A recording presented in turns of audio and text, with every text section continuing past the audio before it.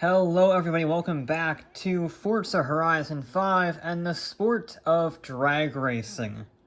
We recently got the Hot Wheels COPO Camaro, which is awesome. I love the fact that we actually have a full-blown NHRA spec dragster, which is always great to see. Despite the name, it's not officially a Hot Wheels car, it's just a COPO Camaro with the Hot Wheels paint scheme on it, which means it drives like an actual dragster should. It's very, very fast in the quarter mile. And that got me thinking. This thing costs 205,000 credits, which really isn't all that much for a very fast quarter mile time. So, using rear-wheel drive, because this thing is rear-wheel drive, could we go faster than it in the quarter mile for cheaper? A little side note, I didn't realize how bad this would be. It was awful. However, it was very interesting. But first, we need to set a quarter mile time with the COPO Camaro. And using manual's clutch on a quarter mile drag strip modification, because for some reason Forza doesn't have a quarter mile, you have to use the event lab. Using that, I got an 8.275 seconds quarter mile. And if you think the thousandths of a second don't matter, oh, they definitely do.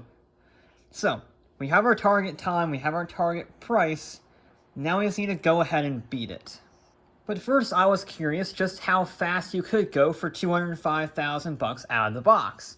Luckily, there is actually a car that costs exactly 205,000 credits.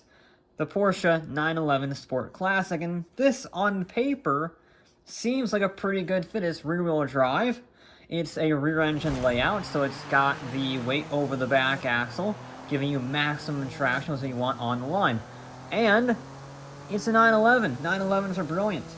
And, not in this case. The 911 may be fast, but compared to the COPO Camaro, it is light years behind. The 911 Sport Classic, as much as I love the car and I love that it's in Forza, it could only muster a 12.212 second quarter mile. It's 4 seconds slower than the COPO Camaro. 4 seconds in the quarter mile is insanity. That COPO is seriously fast, and we would have to use modified cars in order to best it. So in order to beat the COPO Camaro, I figured I would try out its other Detroit rivals, that being the Ford Shelby GT500, the 2020 model to start us off, and it costs just 100,000 credits, and that puts us in a perfect position because it already has 760 horsepower and massive tires. Add on the drag tires. Every vehicle needs drag tires. It's insanely important. Once you add on the $10,000 option, that brings it up to 110,000 credits starting price. And yeah, it's actually pretty competent in the quarter mile. The stock version with just the drag tires did a 9.99. But if you're doing the math, that's still over 1.5 seconds slower than the Camaro. And here's the issue with the Shelby. Weight. It is insanely heavy. For one reason or another, it weighs north of 2 tons. So you need to cut that back, and you need to use the stock engine, because you don't want to spend money on engine swaps if you don't have to. You want to use the stock supercharged V8 to make over 1,000 horsepower. And it did decrease the times dramatically, down to a 9.4. Yeah, an extra 300 horsepower, better tires, made it a whole half a second faster. Yeah, it was underwhelming, to say the least. And the slightly irritating thing about all of this is that these runs take a lot of time, because I got pretty skilled with manual clutch drag racing by the end of this, for sure. But even still, sometimes you feel like that's a great run, and then it turns out to be exactly the same time or even slower. So for a top 10 percentile dragster, I'll classify myself as maybe top 20 to be more realistic. It does get to the point of a little bit of luck on these runs does go a long way, but I didn't give up. And in the end, I spent 101,250 credits on upgrades. I actually spent more on upgrades than the price of the car. However, that did bring it to 201,250 credits, so we are shy of the 205,000 credit goal. Unfortunately, even with that, it did a grand total of 8.775 seconds. That was the best I could do. Again, like everything we'll see for the rest of this, I have no doubt that some people will be faster with these runs, with these vehicles, just because they're better at this game than I am.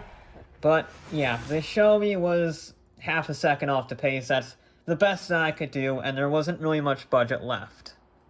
So we move to the next of the Detroit team, the Dodge Demon. This is the production drag racing monster that came out in 2018. Its only purpose in life was drag racing. You could buy skinny wheels and 100 octane fuel for $1 from Dodge. That's how serious they were about it. And sure, it's more expensive than the Shelby, 150,000 credits. And sure, it's just as heavy, like the Shelby. It's worse, because it's heavier and it's a little more expensive. So I can only put 50,600 credits into it. And yeah, I don't really know what I was expecting. I didn't run the Dodge first, so I guess that explains it, but it was not very good. It was better than the Shelby on its initial. It did a 9.89 instead of a 9.99, but every other time, it's just too heavy. It's just too heavy and there's too many gears. If I really was fine-tuning, I could probably swap into like a 4-speed, but I don't fully understand how that works. So I worked with the gearboxes that the race transmissions had, so I tried. I think there's just too many gears in this tune that I was working with. I tuned all of it myself, so, you know, take that as what you will. The best I could get out of the Dodge was a 9.526 after 200,000 credits worth of engine upgrades, including the price of the car. So, the Demon, bit of a disappointment. Unless you launch it on a perfectly set up NHL race strip, it's not going to go very well. And unfortunately, the Demon proved that once again. Now, this next one is a little interesting. This is an oddball that I threw in there. It's the Holden Tirana A9X. It's very expensive for the quality of the vehicle. It's 130,000 credits, which doesn't leave you much room, to be honest. I mean, it's more expensive than the Shelby with half the horsepower. However, it is also almost half the weight. It's under 3,000 pounds, and it still gets massive rear tires. So, you swap in the good old LS V8 to make 1,000 horsepower, and you got yourself a pretty good vehicle. In fact, I actually did not spend that much in terms of upgrades. I spent just 68,000 credits on upgrades, giving me a grand total of 198,450 credits for the final build.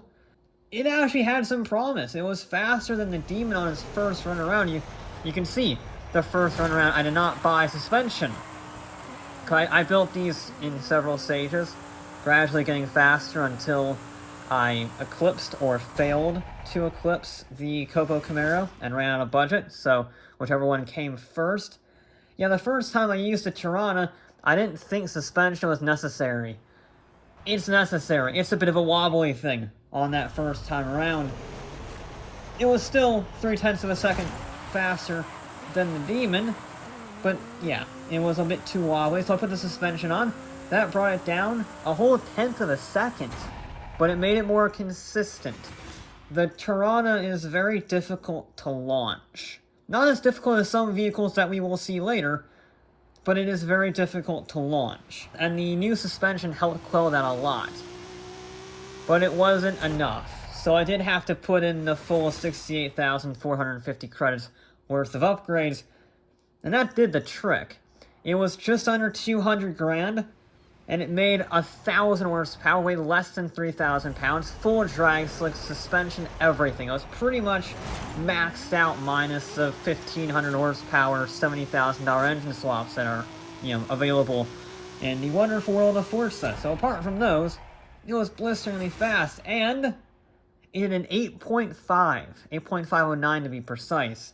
So we're getting closer. We shaved 0.2 of a second off the Shelby, but it's still 0.3 of a second near enough off of that COPO Camaro. I was impressed by the Tirana. I didn't really think it would do it because it was just too high priced, but with the right engine swap combinations, it's actually pretty good. It's actually pretty serious. I was very impressed by the little Tirana. It wasn't enough, but I was pretty impressed. Sticking with the Australians, you have the Vauxhall Monaro VXR. I know it's technically British, but it's a Holden Monaro, let's be real. And I chose this one because it's cheap. Every other vehicle I've stated so far has 100 somewhere in front. This, just 25,000 credits. It's one of the cheapest cars in the game. And it's well known for being an incredible value for money. You can reach 200 miles an hour from stock. It was the most expensive to modify so far, 107,150 credits. However, it was fully maxed out, over 1,000 horsepower, and massive tires, and the whole shebang with the gear ratios and the suspension, the differential, and everything like that. I even put race brakes on it, even though you don't need them, because that makes it lighter. And that meant the grand total of the build was 132,150 credits. We are getting to the strange point where the cars are so cheap that you can max them out for 100 grand and not actually reach the budget limit. Unfortunately, the Monaro suffers a similar problem to the Shelby. It's a bit too heavy. It's faster than the Shelby was, certainly out of the box, but it's not really suitable for this. It's too heavy. It needs to be more like the Tirana, but cheaper. I was sort of hoping that it would be like that, but I just couldn't get enough weight out with the weight reduction. So it started out reasonably good, 8.7 second quarter mile, so just on the pace of the fastest Shelby. Then the first batch of upgrades did an 8.6, and then the final batch of upgrades to get it to that 132,000 credit mark, an 8.625. So we are fast, not as fast as the Tirana, but still we're within 0.4 of a second of the COPO, and if I had more to play around with, I could definitely beat that Camaro. But this sadly does not have the 1,500 horsepower monster truck engine or the Funko engine, which I actually have room in the budget for, and they would give me a lot more power, but they are an option. And that's going to become a common theme for these next few, where I just don't have the capacity to spend more money to beat the COPO. Because the Nissan Silvia K is up next after the Monaro, and it too is a 25,000 credit car that I pretty much maxed out. This has the 3-liter 2JZ in it, the racing version, so it makes almost 1,300 horsepower. But again, maxed out with this engine, rear-wheel drive and everything. It only cost 121,800 credits. Even with 97 grand of upgrades, it's barely over half the price of the COPO Camaro. If I had the Funko engine or the monster truck engine, this would certainly be a lot closer. I don't know if it would beat it for one particular reason, but I think it would be a lot closer, just because I'll be able to use more of the budget to get more power. The reason why I don't think it would beat it is because the traction. This thing does not have the same size tires as the muscle cars we've been featuring so far. It's a lot skinnier. I think the biggest tire size is like 255, something like that, around that ballpark. And unfortunately, it does not have a wide body kit like a car we'll get to later on, which means we can't widen those tires anymore. It's stuck in its current position. I also tried these other Silvias, the S14 and the S13, and they had a similar problem. Their performance wasn't that better, even though they were similarly priced, and they had body kits. But yeah, the Nissan Silvias of any generation just did not do very well. They started out 8.792 and maxed out. It did an 8.759, which honestly might just be me improving my run, essentially, just getting better at it and getting the perfect launch, because again, there is some element of randomness to getting the perfect launch or not based on your inputs. So that might have just been a perfect launch. They are very similar. And they're very similarly terrible, because it's half a second off of the Camaro. I really need more money, damn it. I really need more engine options. And no vehicle better exemplifies this than the Mustang SVO. This is a car pass vehicle. There are no rules. I sort of forgot to specify this. There are no rules about car pass or DLC vehicles, so long as you can buy them in the auto show. Okay, that's the key thing. You have to be able to purchase them in the auto show. I sort of cheated when I beat the Aventador SVJ with a DeLorean, because that too was just 15,000 credits, similar to the SVO, but you can't buy it from the auto show, so I'm not going down that road again. You actually have to be able to purchase it. DLC cards, though, are exempt, so the SVO is a go. And this was very challenging, shall we say. Not because it was bad to drive, because I was yearning for more. The whole build was just 108,750 credits. That's it. It was less than 110,000 for the whole build. And that was maxed out. The actual bill for the upgrades was over 93,000 credits. I spent 9 times the price of the car near enough on upgrades. And, it wasn't enough. This is another vehicle I tried fiddling with the suspension and the gears and everything. So this went through a lot of iterations. And it started out 8.8 solid. First bit, not too shabby. Then I put the next batch of upgrades on. That got it to an 8.692 as the fastest run. And then we had Nissan Silvia syndrome again, where my final run maxed out was 8.659. So, I mean, it becomes negligible at that point when it's such a close difference. It is less than 4/4 of a second, apologies, between the two builds, so it's practically the same. I was a little let down by the SVO, to be honest. I thought this would do it. And it didn't have the budget. Not because of being too expensive, but because of being too cheap. Again, I really needed a bigger engine. I know it's a 4-cylinder Fox body.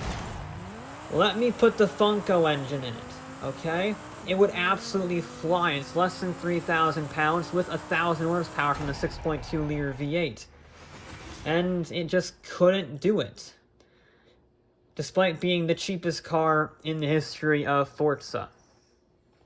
So nothing was getting close, and I was starting to freak out a little bit, because all my builds were taking vast amounts of time, and we're making no progress to show for it. At this time, we are still nearly 0.3 of a second off the pace of that COPO Camaro. The Tirana, the 130,000 credit base price Tirana, has been our best bet so far. But then I remembered that the Hoonigan Nova, unlike in Horizon 4, Horizon 3, can actually be bought from the auto show.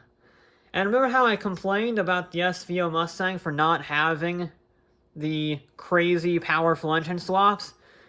This has the crazy powerful engine swaps, which means the base price is 50,000 credits, and I spent the most I've ever spent on upgrades for this challenge, 112,000 credits on the car for a final price of 162,150 credits for the final build.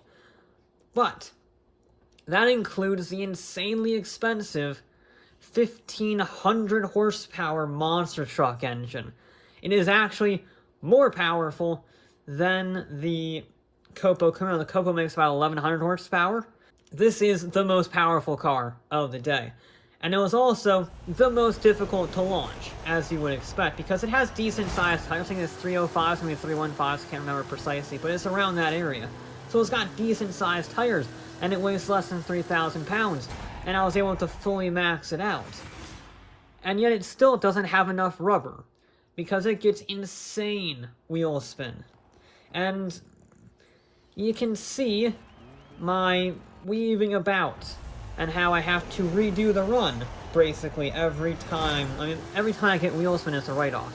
There is a very specific way to launch these next few cars, and if you launch them properly, they are insanely fast. It looks terrible how you launch them because it basically bogs down on the launch, but that's actually gripping up the tires.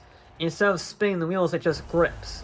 So it looks like it stalls out a little bit, but that's actually allowing you to get full throttle off the line instead of spinning the tires up, which means you can deploy your power more efficiently and more often. And that's very essential for the Nova, because it's the most powerful car, and it makes all of its time up on power alone. Because it doesn't really have the traction, unless you get that perfect launch, and it doesn't really have the weight. It's light, but it's not the lightest thing we'll ever see. But it didn't matter, because the first run was an 8.6. First build, first tune, was an 8.6. That was promising. The second tune, that was an 8.4. We are now within 0.2 of a second of the COPO. So I put the 162,000 credits in the full bore max upgrades that you see on the at the intro bit for the car on the screen, and it wasn't looking too good. It was actually slower starting out. It was in the mid 8.4s. It was looking like I hadn't done any progress at all. I hadn't spent any extra money. I was thinking, well, damn, this was my best chance. It's the most powerful car. It's reasonably affordable. It's relatively lightweight. This should be fantastic. And yeah, I'm losing time every time I run it. I'm just getting bad run after bad run. And then I didn't get a bad run, because it did an 8.242. It didn't beat it by much, but the COPO Camaro was dethroned by the guys at Hoonigan by a 300th of a second. But it did it. It went faster than the COPO Camaro for less money. And the best part is, the Nova was not my only option of last resort. Because while I was lamenting the Silvia for not having a body kit, the BMW E92 M3 does have a wide body kit, a massive one, which gives you massive tires, and it has plenty of engine swaps to make over 1,100 horsepower. So combine ridiculous power with ridiculously wide tires, and a pretty lightweight. I think it's about the same as the Nova, around that ballpark, 2,800, 2,900 pounds. You get a very fast car. And it's cheaper. It starts out 48,000 credits.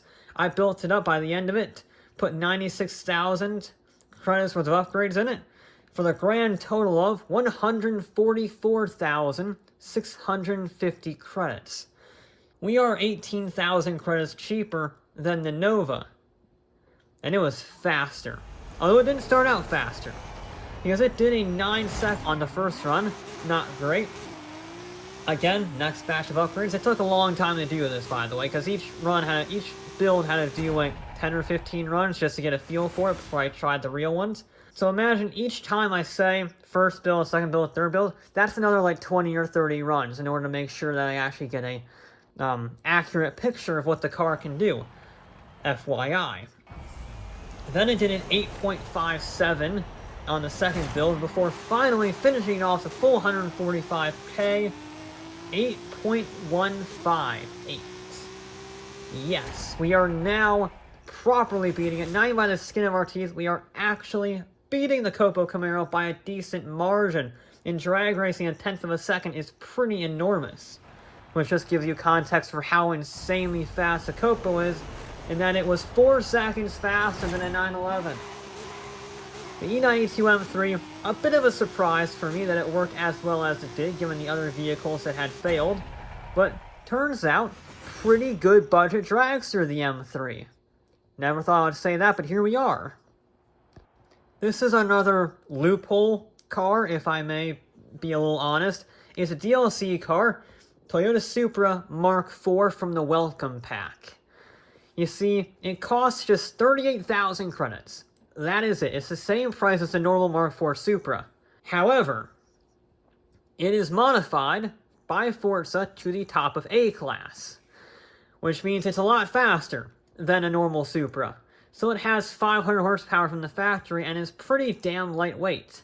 And then you can make it even more powerful and even lighter weight with a, quite frankly, hilarious body kit. It's one of the most insane, hideous body kits I think I've ever seen on a car.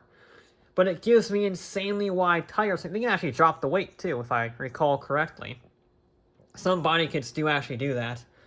And it helps deploy 1,400 horsepower to the road. And the perks of having the Supra Mark IV with a 2JZ is that the Supra Mark IV's 2JZ can get a ridiculous amount of power without swapping the engine, so all these cars have been super expensive because of engine swaps. This one didn't need one, which means I spent just 53,000 credits on upgrades, for a grand total of 91,450 credits. That is it, for the whole build. Just 91,000 credits. It's half the price, less than half the price, of the COPO Camaro. And yet it made more power, was just as light, and it was fast. With the wide tires, you could really put the power down. The first run was an 8.7, the second run 8.5, and after quite a bit of tinkering, I'm not gonna lie, it did an 8.141. It's not much faster than the BMW, but it's a lot faster than the COPO.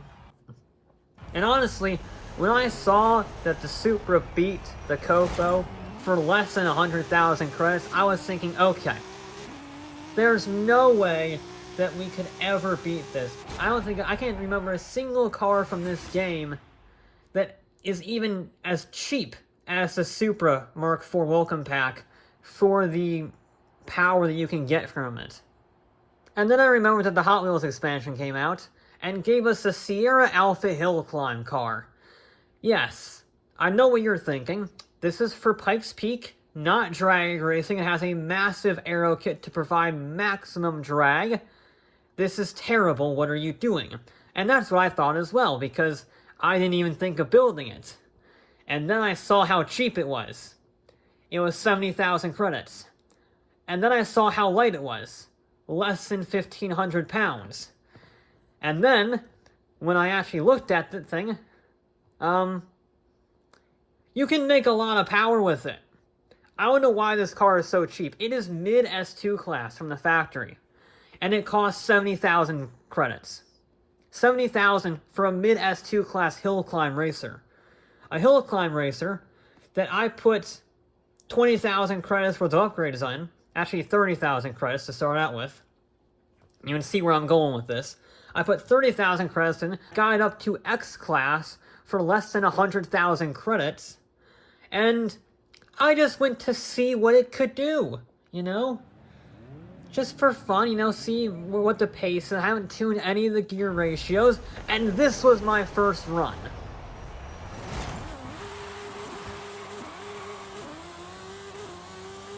Yeah, it topped out halfway through the speed run. On my first attempt, just loading into the thing, not touching the gear ratios at all, the tune at all, it beat the COPO by an enormous margin with no gearing of any kind. I mean, it tops out almost halfway down the straightaway, and it did a sub 8 second quarter mile for less than 100,000 credits total. So I had to buy another one because I spent too much money, and Forza won't let you subtract part values. So I had to buy another one. And I put the 10,000 credit tires on it, maximum tire widths, and I think a turbocharger upgrade, and that was it. So it was a grand total of 20,400 credits of upgrades for a final price of just 90,400 credits for the final build. It's not much cheaper than the Supra Mark IV, specifically 1,050 credits cheaper, but it is cheaper. And I already know it was faster, so I just have to get the thing sub 8.275. And I did. Easily. Insanely easily. These runs with the Sierra took like 2 attempts. The Shelby and all of its various iterations took like an hour and a bit. just for that one car. When it came to like the fine-tuning and the setups and then retuning for a new build and a new car purchase and everything like that, it took a lot of time. The Sierra took like 10 minutes. It's done. Insanely easy. I don't understand. I love it because Forza is weird, and I love weird stuff like that. But the Sierra Alpha Hill Climb car is the winner of our drag racing competition. Never thought I would be saying that, but here we are. It was 0.2 of a second faster in the quarter mile than the COPO Camaro for 90,000 credits.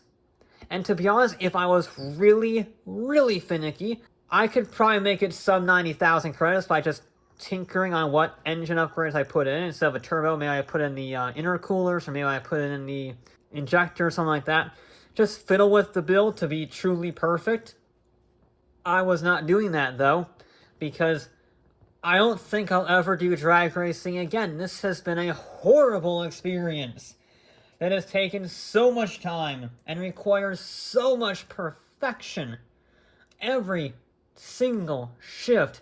You have no idea how mundane it is and how infuriating it can be to just constantly press the same buttons over and over, realize that your run is terrible, and then have to hit X for restart, and then you launch it again, and you just do the same cycle over and over and over and over and over and over again.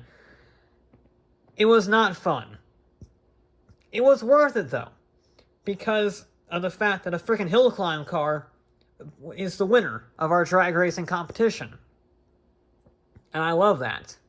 But I would highly discourage anybody from ever doing this. All those YouTube channels that are specifically focused to drag racing, they are much more talented and patient than I am.